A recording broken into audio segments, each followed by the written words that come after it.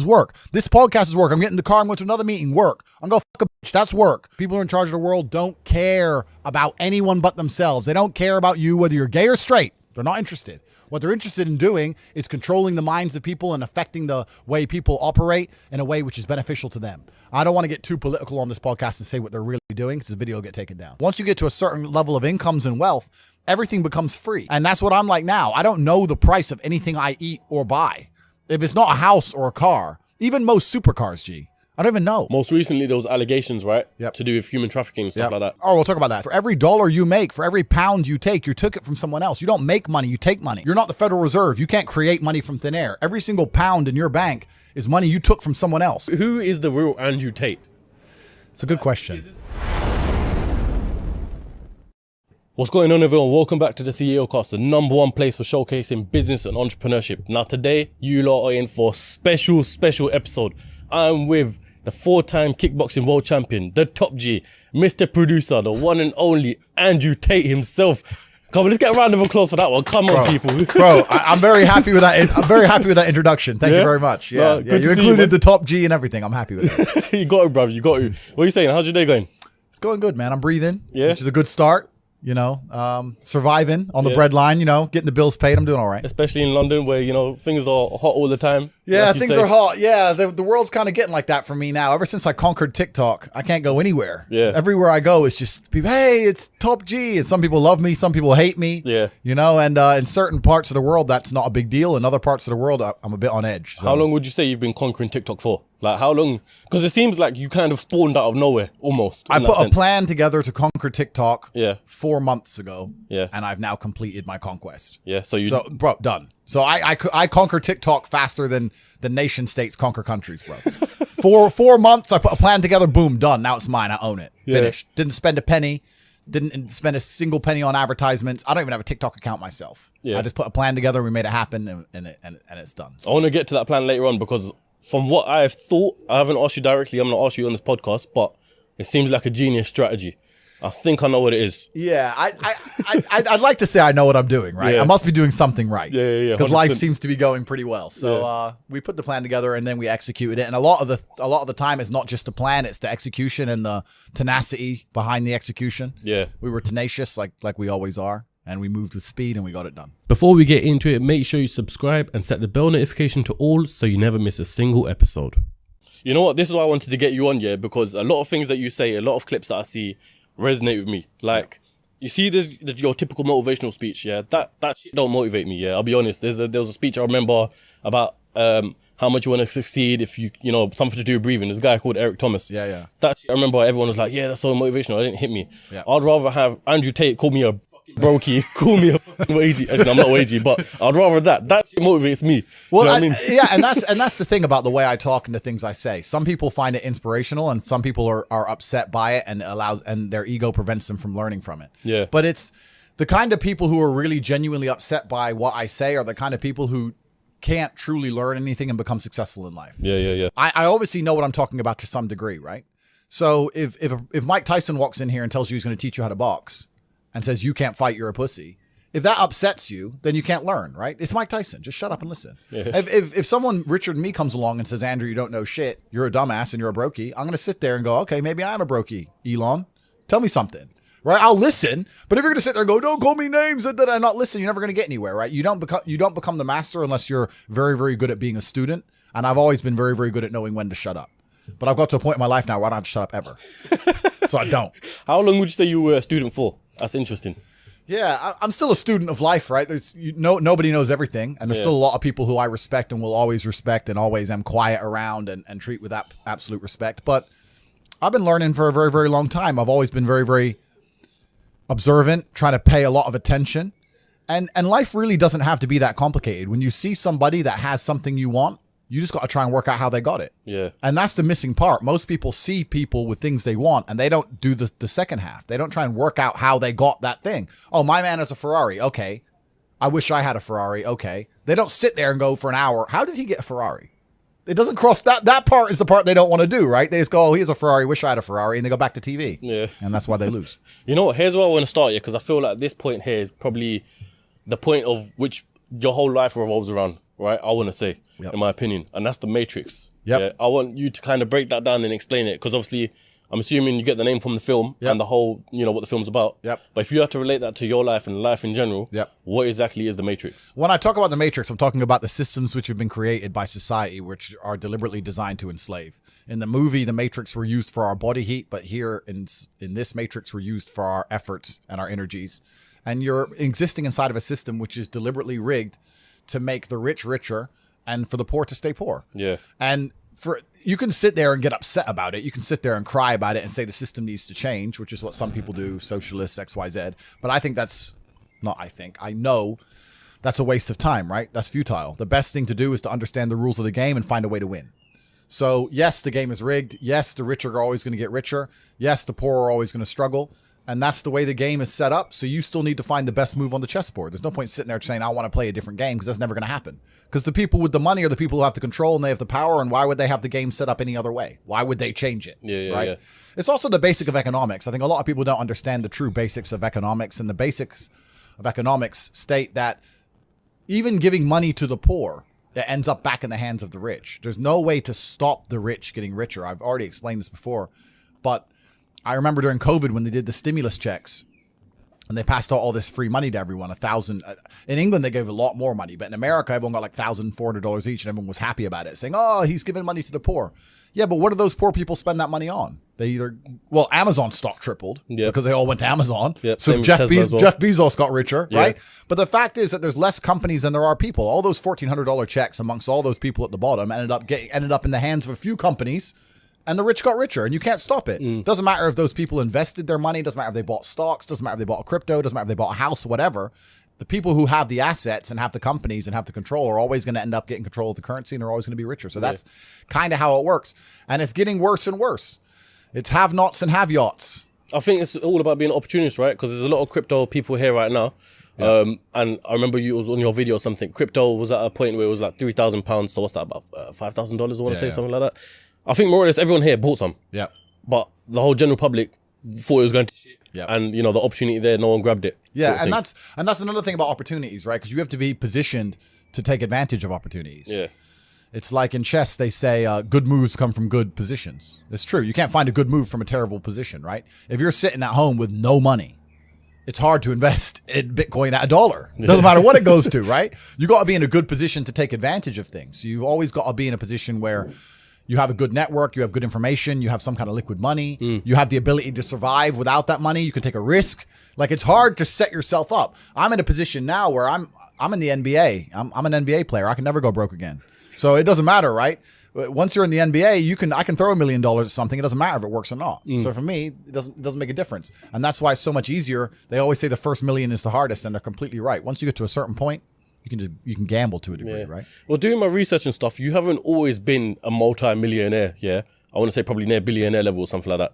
So when did you clock all of this? When did you find out this side of life? I always knew that the Matrix existed, and I always knew that the traditional systems and From what age did you know? Say again? From what age did you know? I always knew. Okay. I just knew. Even when I was going to school and they're sitting there going, you're not going to get a good job if you don't get good grades. I was the one sitting there going, you're a liar. Shut up. I just knew the teacher was lying. I knew school was bullshit. I knew college was bullshit. I knew university was a lie. I always knew it was a trick and a con. I didn't truly understand things to the level I understand them now. But I had an intrinsic understanding, and I think everybody does. If you're in a gas station and it's 3 a.m. and a Lambo pulls up and a guy gets out of it, you're thinking criminal, drug dealer, gangster. Yeah. You're not thinking, he has a uni degree. Because you're not going to think that. So when you see money, people don't even associate the money they see with university. But then they go, I want to make money, so I'm going to university. It doesn't make sense. It doesn't make sense at all. So I think everybody knows that the system and the path they lay out for you is not a path that's going to lead to where you want to be. And I didn't know what the other path was, but that intrinsic distrust for the system and that distrust for the things they wanted me to do made me search for other avenues. And then I found them, right? And if you speak to the people who are richest, if you speak to the people you know, this is for everyone at home as well. If you speak to the people you know who have the most money and go up to them and say, hey, what made you rich? None of them say school. Do any of them say school made me rich? I got an A in GCSE. Like, who gives a shit? It's bullshit, right? So it's all indoctrination. So I knew it was indoctrination. And for that reason, I was always searching. And if you're searching, you're going to find. Yeah. So. No, I always believe that as well. 'Cause growing up as well, I always thought that. Here was my theory. I've got a theory of business studies. A lot of people thought I was full of shit and stuff, yeah? Yep. But I want to kind of hear your opinion towards it. Yep. So, I've done business studies in GCSE. In my opinion, the whole textbook, everything, the teacher, everything's full of shit. Yep. Yeah, literally, I feel like they overcomplicate it and confuse it on purpose because they don't want entrepreneurs, right? And they want people to be stuck in the system. People said I'm full of shit because of that. No, I know exactly what you're saying, but they teach you things that the problem is as well, it's difficult because the way that humans work and the way that we've evolved as a species is that we don't really learn lessons unless they're learned the hard way. Yeah. I believe that unless a lesson has taught the hard way, you're not going to learn it. You can have so many near misses and people won't learn their lesson. Bro, you must know a guy who goes out there, nearly crashes his car, doesn't slow his ass down till he wrecks it. Yeah. Like, this is how people are, right? So you need that pain for the lesson to sting enough to really genuinely go inside of your mind. And it's the same with everything. It's the same with driving a car or business. Truthfully, if you want to learn a lesson about business, you're going to have to suffer at some point, right? So we always say that most people are not successful with their first companies, X, Y, Z, blah, blah, blah. I get that. The truth is there's a lot of people who make a lot of money with their first company, but they just spunk it, act an idiot, and it all blows up in their face. And that's how you get the discipline on your fourth company that when you have 3 million in the bank, you just leave it there. You know, and don't be done with it. So you need to go through some pain. You need to experience some negative things. You need to have to a degree some trauma to really even learn any lessons. So yeah, business studies. You're right. The book.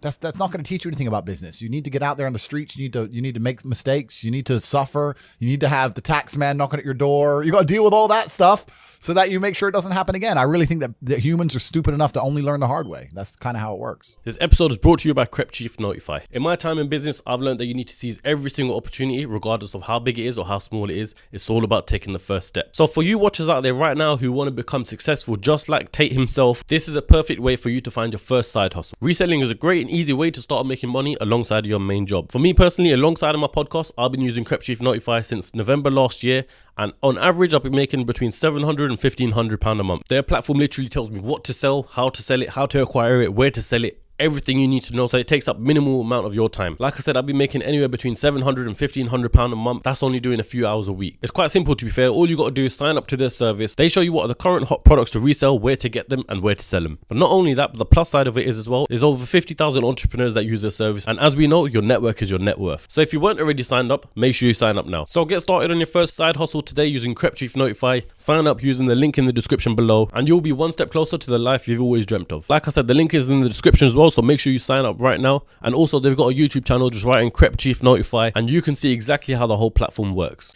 Before we dive more deep into your story, firstly we need like 20,000 likes on this video. Secondly, I want to ask you one last question before we dive deep into your life here. I googled your net worth, right? Okay. And it says $30 million. How accurate is that? Because let me just say before this, I see a $5 million Bugatti and I'm like, maybe a guy with $30 million won't spend his money on a $5 million Bugatti. Don't make sense. So he's probably got some... Yeah, you know what's actually... The saying, if you know what you have, you ain't got much, that is completely true. Yeah. I don't have a clue how much money I have. When I was broke, I knew exactly how much money I had. I had £117 in the NatWest, and that was it. I'm poor, rent's paid, I ain't got nothing else. When I was broke, I knew exactly how much I had. But now I'm at a point where it gets really difficult to truly measure how much money I have, because you have cash, okay, that's easy.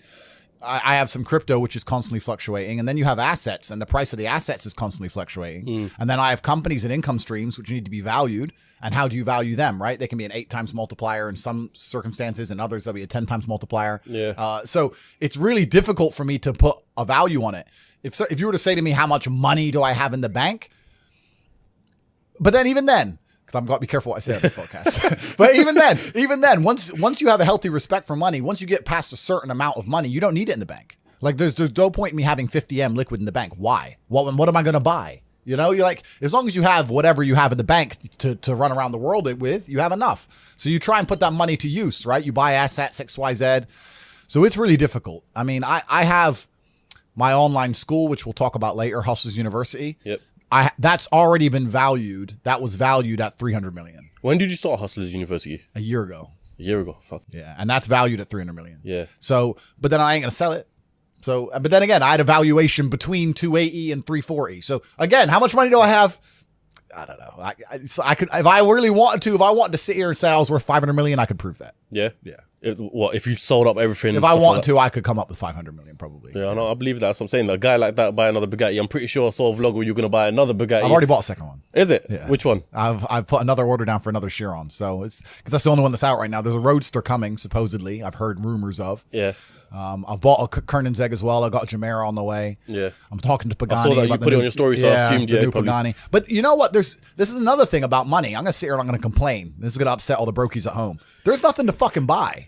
Like you buy 3 or 4 diamond watches, you buy a couple suits, you buy some cars. What else? What else is there to buy? You end up just spunking it on bottle shows and $10,000 steaks. There's nothing to buy. You can go on a holiday and travel, blah blah blah. But if you're actually looking for physical items, things to own and buy, there ain't much to buy. Okay, you can buy property. But property is a funny one for me because I'm very anti-governmental as a person, and I think that property is one of the big tools the Matrix uses to enslave. To keep you in the system. Completely, man. You buy a $10 million house in whatever country, you don't want to piss off the government of that country. Yeah, but saying because you'll lose that house. Saying that, I know you bounce everywhere for different locations. Yeah. Yeah. But what about buying houses in different locations? You still don't agree with that? Nah, because then you got headache if you got to look after it. Now it becomes a job, right? Yeah. There's a lot of people who talk about passive income, and we'll talk about passive income because I think that's the biggest scam on the planet. The idea of passive income in and of itself is a lie. You're the first person on the podcast to say that. bro. Yeah, no, like everyone goes, oh, I want passive income. Well, of course you do. Everyone wants passive income, but tell me how you're going to get it, because only having tenants is not passive income. Ask anybody who has tenants. It's fucking headache, right? Yeah. If I have a house XYZ, I got to make sure it's looked after, not broken into, the electricity's on, it's cleaned. I got to get someone on the ground. My assistant's got to deal with it. Now it's just got to be something to deal with. And once I got a bunch of money, what I really wanted more than anything was freedom. There's a bunch of these real high-level crypto guys, you know, like the guys who invented Ethereum and all that, yeah. the autistic guys. They don't own anything. And I kind of get that. I'm at the point now where they have a backpack of their possessions, and if they want a house, they rent it. They want a Lambo, they rent it. If I need to go somewhere, rent. I don't own anything. I don't have any hassle. Nothing's in my name. No government can take anything from me. You know, you get to a point of wealth where you kind of start thinking, do I want to have all this crap now I got to deal with? Really, you want peace of mind.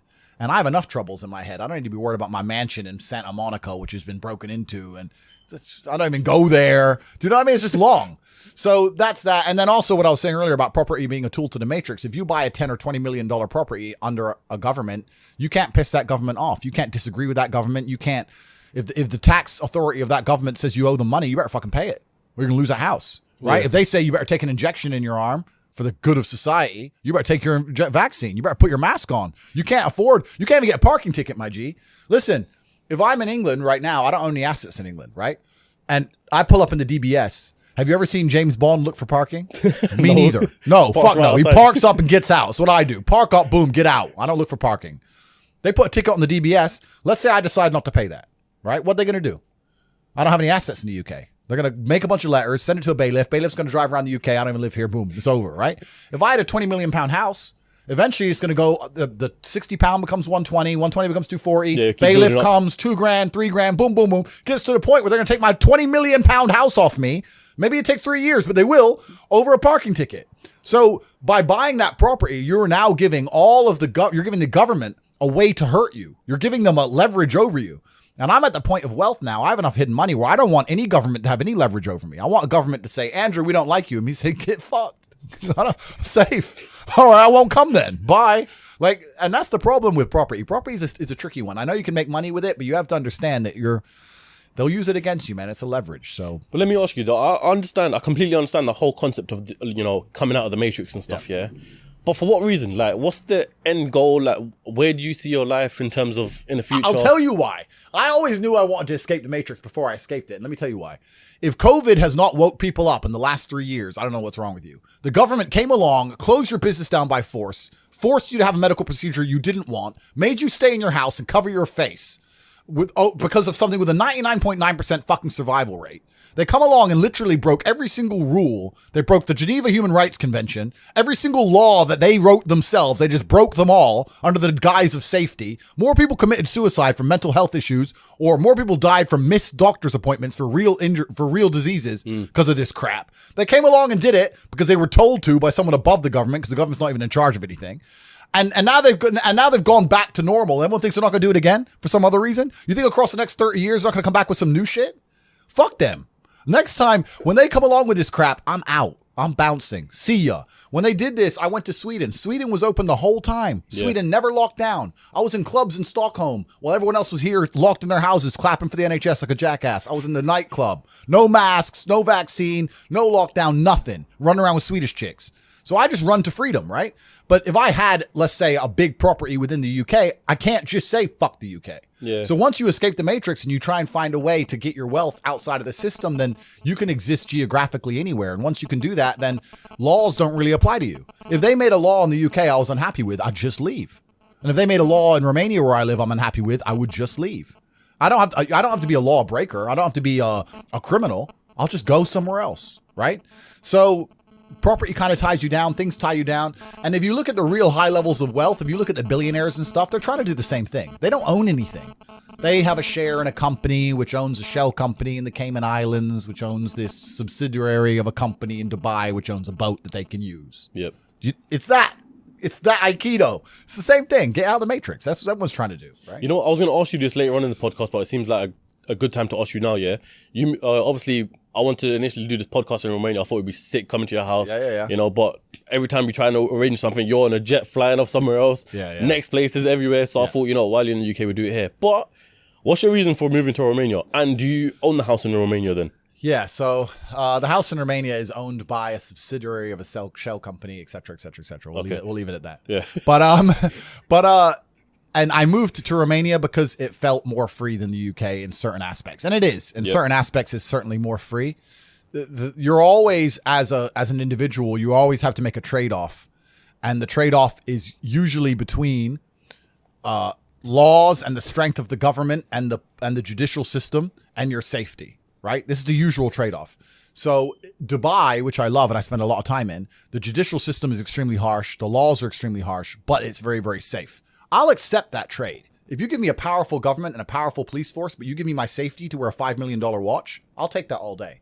But you have countries like America and England where the judicial system and the police are dangerous and they can mess you up at a whim, but they don't even give you your safety. So now I have to be scared of the cops arresting me for no reason and the criminal killing me. So they don't even give me a fair trade-off. So in my view, if I'm going to live in a country with a strong judicial system and a strong legal system, I want them to provide me my safety on the street and the safety of my family. And if they don't do that, I don't see why they're seen as so strong. There's countries in Africa and Southeast Asia, et cetera, where the judicial system's a joke. Then fine. The streets aren't safe. The police ain't doing their job. That all makes sense to me, right? But when the police are going to come along and mess you up for not wearing a mask or catch you for speeding and wreck your life, but they can't even offer you safety, then fuck them. So I decided to move somewhere else. And there are countries in the world where there's a really interesting, delicate balance of a government and a police force which are not strong. And when I'm saying that, I'm not saying I'm breaking the law. I'm not saying it in that way. I'm saying that minor infractions or tiny things are not going to be, I'm not going to be persecuted to the end of earth I would in the UK for a parking ticket. Yeah, it's right? mad because they literally say in the UK all the time, people get caught more for speeding and shit like that than people getting caught for stabbing.